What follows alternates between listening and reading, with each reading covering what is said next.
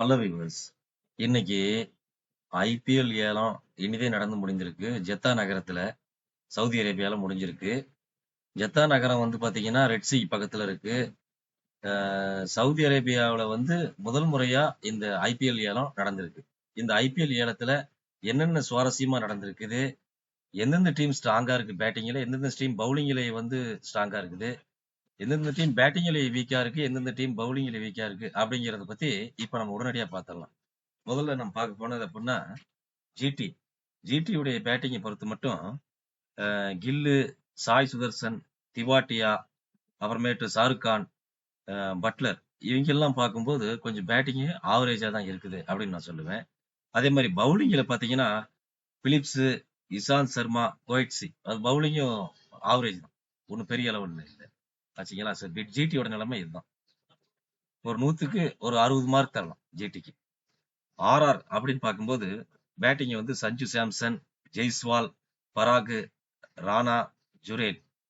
இந்த சஞ்சு சாம்சனும் ஜெய்ஸ்வாலும் இப்போ வந்து நல்ல ஃபார்ம்ல இருக்காங்க, நீங்க பாத்துக்கிட்டே இருப்பீங்க. இப்போ பாத்தீங்கன்னா ஆஸ்திரேலியாவில வந்து 161 அடிச்சிருக்காரு சஞ்சு.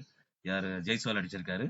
சஞ்சு வந்து இப்போ செஞ்சுரி 2 அடிச்சிருக்காப்புல, நல்ல ஃபார்ம்ல இருக்காரு. இந்த பராக், ராணே, ஜுரேல் எல்லாம் சுமாரா தான் இருக்காங்க. சோ இது வந்து பேட்டிங் 2 பேர் தான் மேஜரா நம்பி இருக்குது. பவுலிங்ல பாத்தீங்கன்னா ஆர்ச்சரு, ஆசரங்கா, அப்புறம் வந்து அதர் நியூ பவுலர்ஸ் தான் இருக்காங்க. ஸோ பவுலிங் டிபார்ட்மெண்ட் வீக்கா இருக்குது ஆச்சுங்களா. ஸோ டிசி பாத்தீங்கன்னா பேட்டிங்ல வந்து ஃபேப் டூ பிளஸி, ராகுல், அப்புறம் ப்ரூக், ஸ்டப்ஸ், பொரேல், பிரேசர், ரிஸ்வி. இதுல வந்து ப்ரூக் வந்து எப்பயாவது ஒரு முறை செஞ்சுரி அடிப்பாரு. ஸ்டப்ஸ் வந்து எப்பயாவது ஒரு முறை ஒரு 50 அடிப்பாப்ல. பிரேசர் வந்து சுத்திக்கிட்டே இருப்பாப்ல, அதிகமா ஒண்ணும் மாட்டாது. பொரேல் எல்லாம் வந்து நான் அடிச்சு நான் பார்த்ததே கிடையாது. ரிஸ்வி வந்து நல்ல பிளேயர்னு சொல்லி ரெப்புடேஷன் இருக்குது, இது வரைக்கும் ஒன்றும் காட்டினது இல்லை. ஸோ டிசியோட பேட்டிங் செலெக்ஷன் வந்து ஒரு ஆவரேஜ் அளவுல தான் இருக்குது. பவுலிங்ல பாத்தீங்கன்னா வேற லெவல்ல இருக்கு. பவுலிங் வேற லெவல்ல இருக்கு. பவுலிங்ல பாத்தீங்கன்னா ஸ்டார்க்கு, நடராஜன், அக்சர் பட்டேல், குல்தீப், மோஹித் சர்மா.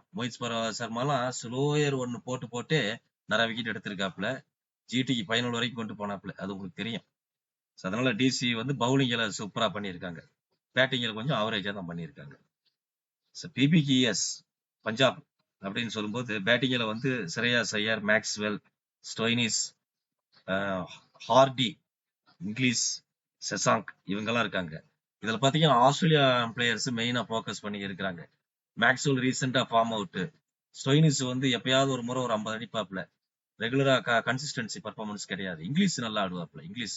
ஹார்டி வந்து T20 நல்ல ஃபார்ம்ல இருக்காரு, அதை நீங்க பாத்திருப்பீங்க. பவுலிங்கை பொறுத்த வரைக்கும் பாத்தீங்கன்னா Arshdeep Singh, Chahal, Lockie Ferguson, Harpreet Brar. Lockie Ferguson bounce போட்டுக்கிட்டே இருப்பாரு, அவர் பால் 6 அடிப்பாங்க, நீங்க பாத்திருப்பீங்க. ரன் நிறைய வாரி வழங்குவாப்புல, அது உங்களுக்கு தெரியும் ஆச்சுங்களா. இதுல ஹர்ஷ்தீப் சிங், சாகல் வேணா ஓரளவு டீசன்ட் பவுலர்ஸ். லோக்கி ஃபெர்குசன் சுமார் தான். பஞ்சாபுடைய பவுலிங்கே வந்து ஒரு ஆவரேஜ் தான், பெரிய அளவுல இல்ல. எல்எஸ்சி எல்எஸ்சியோட பேட்டிங் பொறுத்த வரைக்கும் பாண்ட் வந்து 27 கோடிக்கு எடுத்திருக்காங்க இந்த முறை. அதே மாதிரி பூரான் வந்து நல்லா ஆடுவாப்ல, அவரு எப்பயா ஒரு முறை தான் அடிச்சுக்கிட்டு இருக்காப்ல. ஆயுஷ் பதோனி, அப்புறம் மில்லர், மார்க்ரம், மார்ஸ். சோ இது பாண்ட், மில்லர், பூரம் இவங்களை விட்டு மீதி இருக்கிறவங்க எல்லாம் சுமாரா தான் ஆடுவாங்க பேட்டிங். அதே மாதிரி பவுலிங்ல வந்து பிஸ்னாய், ஆவேஸ் கான், மோசின் கான் இவங்க 3 பேர் தான் ஓரளவு சொல்லிக்கும்படியா போடுறது. மத்தபடி எல்லாம் வந்து சுமார் தான் பவுலர்ஸ், ஒன்னும் சொல்லிக்கும்படி இல்லை. சரி, எல்எஸ்ஜி செலக்ஷன் பாண்ட் மட்டும் பெட்டர், மத்ததெல்லாம் வந்து சுமார். ஆர்சிபி லயம் லிவிங்ஸ்டோன் பேட்டிங்ல, சால்ட், கோலி, பட்டிதார், டிம் டேவிட். இதுல வந்து பாம் மாதிரி ஆடக்கூடியது அப்படின்னா Livingstone, salt, David. But salt வந்து இப்ப வந்து பாத்தீங்கன்னா ரீசெண்டா அபுதாபி T20 டக் அவுட் ஆயிருக்காப்ல, அவர் ஒன்னும் ஃபார்ம் இல்ல ரீசெண்டா. லயம் லிவிங்ஸ்டோன் அப்பப்ப அடிப்பாரு, முக்கியமான மேட்ச்ல சொதப்பாப்ல. டிம் டேவிட் வந்து 50 எல்லாம் அடிச்சு ரொம்ப நாள் ஆச்சு பார்த்து. கோலி இப்பதான் ரீசெண்ட் ஃபார்முக்கு 100 அடிச்சிருக்காரு ஆஸ்திரேலியாவில, சோ ஃபார்ம் எதிர்பார்க்கலாம். பட்டிதார் வந்து எப்பயாவது ஒரு கத்தான் அடிக்கிறாரு. சோ ஆர்சிபி வந்து அந்த 3 பாம் மாதிரி இருக்கக்கூடிய பிளேயர்ஸ் நம்பி இருக்காங்க, பார்க்கலாம் இந்த முறை ஆச்சுங்களா. Bowling Lungi Ngidi, Krunal Pandya, Romario Shepherd, Suyash Sharma. இது வந்து பவுலிங் ஆவரேஜ் தான், ஒன்றும் பெரிய அளவுல இல்லை. கேகேஆர் பொறுத்த வரைக்கும் பாத்தீங்கன்னா பேட்டிங்ல Andre Russell, Rovman Powell, Rinku Singh, Venkatesh Iyer 23 கோடிக்கு வாங்கியிருக்காங்க. ரமன்தீப் சிங், அப்புறம் மணிஷ் பாண்டே, அப்புறம் ரஹானே. கேகேஆர்ல பொறுத்த வரைக்கும் பேட்டிங்ல எந்த பிரச்சனையும் இல்லை. ஏன்னா போன வருஷம் 2024 ஐபிஎல் வந்து அவங்க தான் வின் பண்ணாங்க. அதனால பேட்டிங் அதே டீமை கொண்டு வந்துட்டாங்க almost, accept Rana and Shreyas Iyer. அதனால பேட்டிங்ல ஒன்றும் ப்ராப்ளம் இல்லை. பேட்டிங் நல்லாவே இருக்கு, பலமாவே இருக்குது. பவுலிங்கும் பாத்தீங்கன்னா நோர்ஜே வந்து எடுத்தது தப்பு. 6 கோடி போட்டு ஆண்ட்ரிக்ஸ் நோர்ஜே எடுத்தது ரொம்ப தப்பு.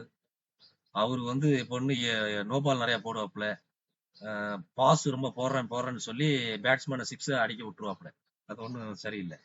ஆனா அவருக்கு பதிலாக ஸ்பென்சர் ஜான்சனை வந்து எடுத்திருக்காங்க.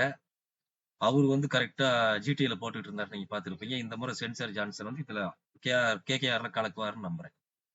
அதே மாதிரி வருண் அரோரா, ஹர்ஷித் ராணா, அவங்களுடைய பவுலிங் எல்லாம் வேற லெவல். வருண் சக்கரவர்த்தி, சுனில் நரேன் காம்பினேஷன் பவுலிங் வேற லெவல். அதெல்லாம் இருக்கிறதுனால கேகேஆர் நல்ல பிளஸ் பாயிண்ட் இருக்கு. சிஎஸ்கே கெய்க்வாட், கான்வே, கூடா, திரிபாத்தி, தோனி, ஜடேஜா இவங்கெல்லாம் இருக்கிறதுனால என்ன ஆகுது அப்படின்னா பேட்டிங் வந்து கன்சிஸ்டன்ட் பர்ஃபார்மன்ஸ் வந்து இருக்குது. ஓகேங்களா? இவங்க எல்லாம் மேசிவ் ஹிட்டர்ஸ் சொல்ல முடியாது. இதுல வந்து ஊடிய திரிபாத்தி வந்து இப்ப நடுவுல ஜாயின் ஆயிருக்காங்க. இப்ப போன வருஷம் வரைக்கும் இல்ல. கெய்க்வாடும் கான்வேவும் கான்ஸ்டன்டா நல்ல ஓப்பனிங் கொடுத்துக்கிட்டே இருந்தாங்க, நீங்க பாத்துருப்பீங்க. அது ஓப்பனிங் பார்ட்னர்ஷிப் நல்லா இருக்கு. அப்புறம் ஜடேஜாவும் தோனி பினிஷிங் ஓரளவு நல்லா கொடுப்பாங்க, நீங்க பாத்துருப்பீங்க. பட் இவங்களுக்கு ப்ராப்ளம் என்ன அப்படின்னா அந்த மிடில் ஆர்டர்ல கூட அந்த திருப்பாத்தி வந்து நல்லா கலக்குவாங்களா அப்படிங்கிறது தான் ப்ராப்ளம். அப்புறம் சிவம் துபே இருக்காரு, அவர்லாம் மிடில் ஆர்டர்ல கலக்குனா தான் வேலைக்கு ஆகும், இல்லைன்னா ஆகாது. அப்புறம் ரச்சின் ரவீந்திரா இருக்காரு. பவுலிங்ல பாத்தீங்கன்னா பத்திரானா, கலீல், ஓவர்டன், எலிஸ், நூர், அஸ்வின், நாகர்கோட்டி. கமலேஷ் நாகர்கோட்டி எல்லாம் சுமார் தான், ஒன்னும் பெருசா கேகேஆர்லயே பண்ணல, அதனால துரத்தி விட்டாங்க. அப்புறம் இங்க வந்திருக்காப்ல, இங்கதான் பண்ணுவார பாக்கலாம். அதே மாதிரி ஓவர்டன் வந்து நல்லா பண்றதா இன்டர்நேஷனல் ரெப்யூட்டேஷன் இருக்குது. அவர் இந்த முறை முதல் முறை அவராப்ல பார்க்கலாம். எலிஸ் வந்து நல்லா பண்ணுவாப்ல, நம்பிக்கை இருக்கு. பத்திரானா நல்லா போடுவாப்ல. பட் கலீல் சுமார் தான். நூறு வந்து நல்லா போடுவாப்ல. ஆச்சுங்களா? மும்பை இந்தியன்ஸை பொறுத்த அளவுல பும்ரா, பவுல்ட், அதே மாதிரி தீபக் சாகர், இவங்க 3 பேரும் வந்து பவுலிங்கில பாம். அந்த பவுலிங்கில வந்து டெரர் அட்டாக்னு சொல்லுவேன். இருக்கிற இது வரைக்கும் நான் படிச்ச பவுலிங் லிஸ்ட்லயே டெரர் அட்டாக் வச்சிருக்க பவுலிங் வந்து மும்பை தான் வச்சிருக்கு. மும்பை அண்ட் டிசி இவங்க 2 பேரும் தான் பயங்கர பவுலிங் அட்டாக். அதே மாதிரி பேட்டிங்ல மும்பை பொறுத்தவரைக்கும் திலக் வர்மா, சூரியகுமார் யாதவ், ரோஹித் சர்மா, ஹர்திக் பாண்டியா, அப்புறம் ரிக்கல்டன். அவர் நல்ல இன்டர்நேஷனல்ல வந்து பிரிச்சு எடுத்துக்கிட்டு வந்துட்டு இருக்காரு, புதுசா வந்திருக்காரு, பெஸ்ட் செலக்ஷன். பேட்டிங்ல அதே மாதிரி வில் ஜாக்ஸ். பேட்டிங்ல பயங்கரமான பாம் இருக்கு. பேட்டிங் பவுலிங் ரெண்டுலயுமே பயங்கரமான பாம்னா மிரட்டல் அடி, மிரட்டல் பவுலிங், அதுதான் நான் சொல்லக்கூடிய பாம். இது ரெண்டுலயுமே இருக்கக்கூடிய ஒரே அணி மும்பை இந்தியன்ஸ் இந்த முறை செலக்ஷன் பண்ணிருக்கு, நல்லா பண்ணிருக்கு. பெஸ்ட் பை இந்த முறை பண்ணது யார் அப்படின்னா மும்பை இந்தியன்ஸ். ஆச்சுங்களா? அதை விட்டா செகண்ட் ரேங்க்ல டிசி. இறுதியாக சன்ரைசர்ஸ் வந்து பாத்தீங்க அப்படின்னா டிராவிஸ் ஹெட், அபிஷேக், அப்புறம் வந்து ரெட்டி, கிளாசன், மனோகர் இவங்க எல்லாம் வச்சிருக்கிறதுனால பேட்டிங் ஓரளவு நல்லா இருக்கு. பவுலிங் ஆனா பாத்தீங்கன்னா உன்னத் கட், அப்புறம் வந்து சாகர் இவங்க எல்லாம் வச்சிருக்கனால பவுலிங் சுமாரா இருக்கு. பேட்டிங் வந்து ஓரளவு நல்லா இருக்கு, ஆவரேஜுக்கு மேலேயாவே இருக்கு. பவுலிங் சுமார் சன்ரைசர். சோ இதுதான் நேயர்களே இந்த ஐபிஎல் ஏலத்துடைய முடிவுகள். இந்த ஏலத்துல வந்து சில வீரர்கள் வந்து ஏலம் போகவே இல்லை. அது யாரு அப்படின்னு பாத்தீங்கன்னா வார்னர், அதே மாதிரி கெயின் வில்லியம்சன் இவங்க எல்லாம் போகல அப்படிங்கிறது கொஞ்சம் வருத்தத்துக்குரிய செய்தியா தான் இருக்குது. அவங்க வந்து அடுத்த ஏலத்துல பங்கெடுப்பாங்கன்னு நம்பிக்கை இருக்கு. அதே மாதிரி ஆண்டர்சன் வந்து 41 வயசுல அவர் பேர் ரெஜிஸ்டர் பண்ணாப்புல, அவரையும் வந்து பிரான்சைஸ் வந்து யாரும் இன்ட்ரெஸ்ட் காட்டல.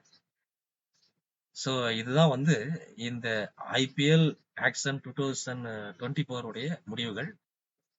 என்னதான் நம்ம அனலைஸ் இந்த மாதிரி இருந்தாலும் 2025 நடக்கக்கூடிய ஐபிஎல்ல வந்து பிளேயர்கள் வந்து அவங்களுடைய பர்ஃபார்மன்ஸ் கொஞ்சம் மாறுதலா கூட இருக்க வாய்ப்பு இருக்கு.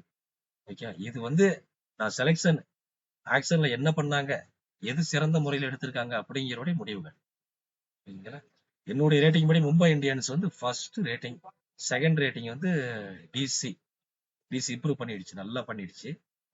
ஆச்சுங்களா? இதுதான் வந்து ஃபர்ஸ்ட் செகண்ட் அப்படின்னு நான் சொல்லுவேன். நன்றி நேயர்களே, வணக்கம்.